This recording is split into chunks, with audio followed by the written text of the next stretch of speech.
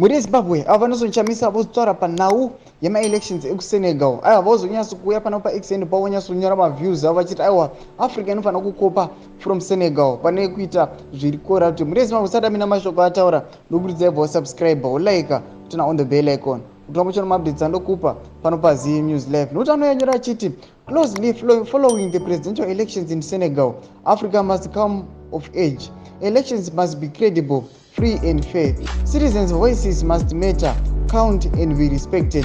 We eagerly await sweet sound of democracy to echo from this great nation and reverberate across Africa. Welcome to a new and different Africa. Domashoko aritakwa naNechamisa panapa. Sanoona kuti vanhu vanoya comment section mavonyera chiti, do you have plans to unite the opposition?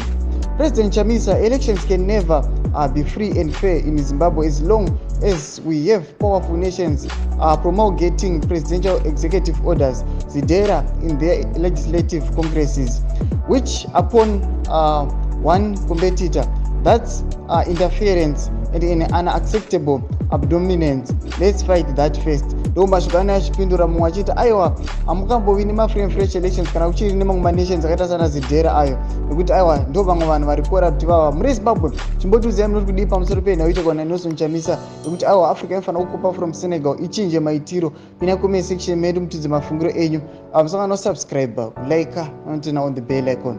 Tamuchana mabdits andokupa pano paZim News Live.